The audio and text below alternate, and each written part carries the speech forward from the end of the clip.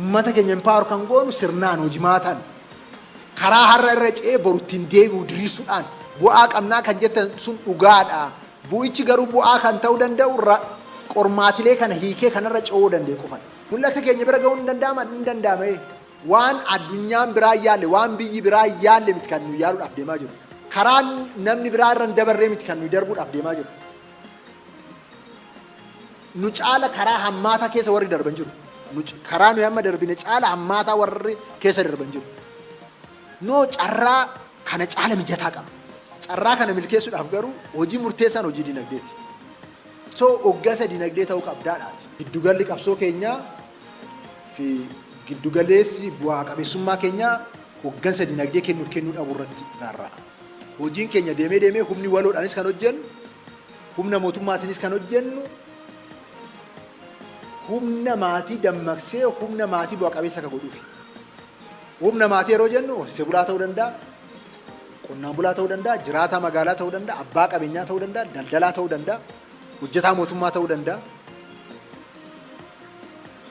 Dinagdee kamirrattu kan bobba'e sana maal goonetu carraawwan inni qabuu fi humna oomishaa inni qabu akka oomishaaf oomishtummaan isaa dabalu akkamitti gochisiisuu dandeenya. Hojiin humna mootummaatiin fi humna walootiin hojjennu hundisaa deemee bu'aa qabeessummaa humna maatii akka tarkaanfachiisuuf.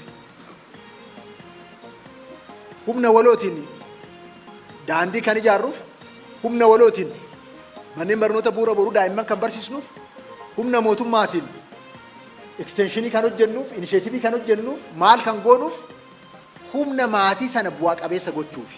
Maatiin tokko yoo xiqqaate wantoota arfan tokko qaba. Tokkoffaa fi inni duraa humna qaba. Lammaffaa lafa qaba. Sadaffaan hanga tokko isaa taatu kaapitaala qaba. Arfaffaa teknooloojii qaba. Dhimmoota kanaan maal irra akka jiru hubannee waan inni irra jiru sanatti gargaaramnee isa hooggannee bu'aa qabeessa gochuu jechuudha. Waan qabu kan akkamitti si'oomsinee hooggannee oomishtummaa isaa guddifneedha kan murteessu jechaadha. Humna maatii keessa jiru sana ogummaa sila jenne sana ogummaan qabnu jenne sana ogummaa toruu nu gaafata jechuudha. Kanaafuu addunyaa irratti nuyi dorgomnee iddoo nuuf gitu argachuudhaaf faayidaa keenya kabachiisuudhaaf sadarkaa maatiitti nama maal gooneetu oomishaaf oomishtummaa sadarkaa olaanaatti guddifnaa. Oomishtummaa isaatiin dorgomaa akka ta'u akkamitti goonaadha. Oomishtummaan industirii keenyaa, oomishtummaan sarviis seektarii keenyaa, maayining seektarii keenyaa, konistiraakshii seektarii keenyaa, oomishtummaan qonna keenyaa tokko maatii keessatti kanarratti qaamoleen bobba'an sun sadarkaa kamitti humna qaban ogummaadhaan fooyyeffatanii sadarkaa kamitti kaapitaala isaaniitiin teknooloojii hidhatanii kaapitaala isaaniitti qixaan gargaaramanii sadarkaa kamitti lafa qaban sana qixaan fayyadamanii kunuunsanii fayyadamanii bu'aa qabeessa godhanii sadarkaa kamitti isa kana walitti qindeessanii dhaweessummaadhaan hooggananii kan jedhutu murteessa jechuudha. Kana itti horachiisuu jechuudha. Wanti irraa jalqabdu waan xiqqoo ta'uu danda'a. Lukkuu shammaatitti geessuudhaan ta'uu danda'a jechuudha. At the end of the day garuu jara karaa qabeenya horachiiftee investimentiitti ceesistee dinagdee multiplied ta'u keessa weelzii multiplied ta'u keessa galchuu sirra jiraata jechuudha. Sana yoo goone qofadha. Foundationally rakkoo jedhabdummaa rakkoo maaloo dhimmoota yaaddoo jedhee sila sinii kaasisana hiikuu kan dandeenyu jechuudha. Ati maatii bulchitu aanaa bulchitu keessatti maatii jiru akkamitti ilaalta akkamitti hoogganaa jirtaadha amma gaaffiin jecha gaaffiin isa.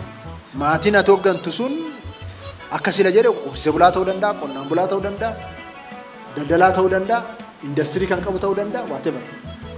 Addunyaa irratti waan murteessaa isa dhumaa to'achuudhaaf oomishtummaan keenya kanarratti akka dhufu akkamitti gochaa jira. Addunyaa irratti waan nu geessu sana argachuudhaaf oomishtummaa akkamitti fidaa jirraadha. Maatii keessa humnoota arfan jiran kana sadarkaa dhaweessummaan jiru, sadarkaa itti fayyadama lafa keenyaa, sadarkaa itti fayyadama fi ogummaa fi dandeettii fi beekumsa humna jiru, leebarii jiru, sadarkaa amma kaapitaala qabnuutiin deemnee iriguu ga'uu hin dandeenyu kun dafee jijjiiramuu qaba. Dafee uumamuu qaba. Eessatti maatii irratti. Maatii tokko keessa nama meeqa jira? Nama jiru sana akkamitti maal godhee tanan ogummaa isaa fooyyessa, beekumsa isaa fooyyessa, dandeettii isaa fooyyessa. Kaapitaala akka inni horatu akkamittan godha? Akkamitti akka inni qusatu godha?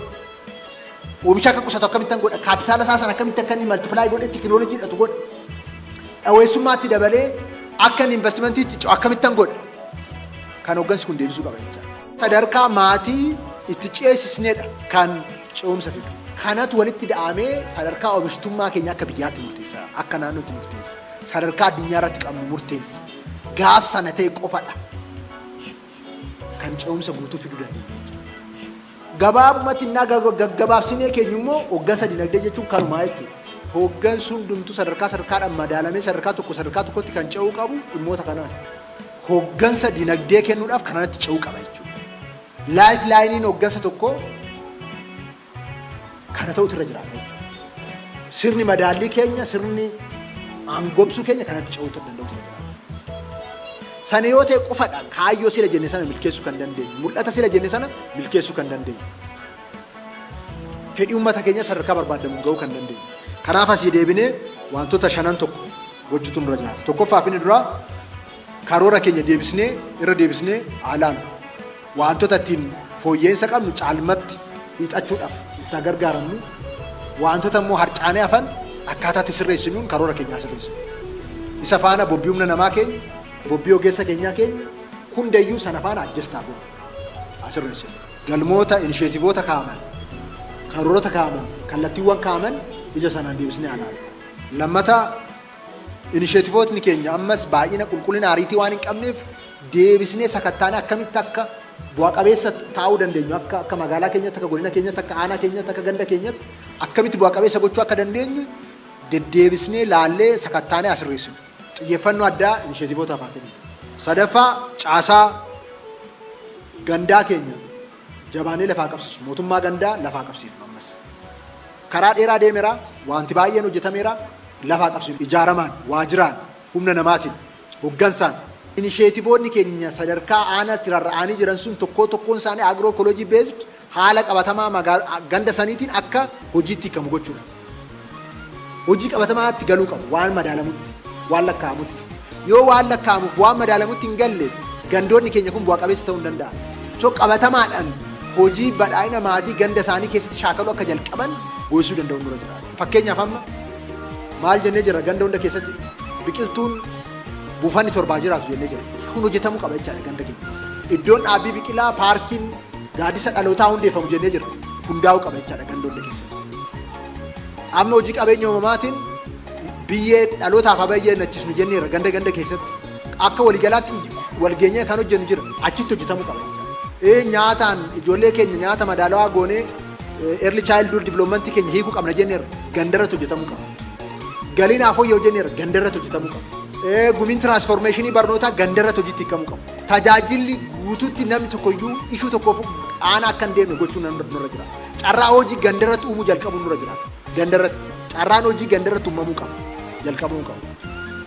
Haaromeen jalqabuu qaba. So dhimmoonni jenne sun ganda keessatti akka hojiitti hiikaman gochuu jalqabuun nurra jira. Buusaa gonofaa, mana murtii aadaa hunda gaachana sirnaa waa hundaan nageenyaan of danda'u.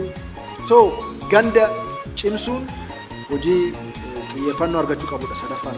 Arfaffaa ammas hooggansi kun dhimma ogummaaf dhaweessummaadhaaf xiyyeeffannoo addaa kennuu qaba. Kolleejjota baalataa akkamitti simbira jiran akkamitti bu'aa qabeessa gootu itti siqxanii ogummaa achirraa kaanaa jecha itoo koodersii kanarratti hojjechuun irra jira. So dhaweessummaa keenyatu deebisee kanas liqiis maalis dhimmoota lamaan kanarratti xiyyeeffannoo addaa kennuu qabu hooggansa. Shanaffaa hojii filannooti. Dirreen filannoo keenya dimokiraatawaa akka ta'u, bilisa akka ta'u, haqa qabeessa akka ta'u gochuun irra jira. Morkattoota keenya hundaaf karaa nagaatiin sana akka mootummaatti immoo dirqama keenya ba'uu qabna. Olaantummaa seeraa kabachiisu, dirree filannoo bilisa gochuu, haala filannoodhaaf mijeessu, nageenya kanaaf barbaachisu mirkaneessu, dorgomtoota keenyaafis warra kaaniifis morkattoota keenyaafis haala mijataa uumuun nu barbaachisa. Kana dirqama mootummaa keenya ba'uutu nurra jiraata jechuudha. Hojimaata boordii filannoo hordofee dogoggorri tokkoyyuu gama kanaan uumamuun nurra jiraata.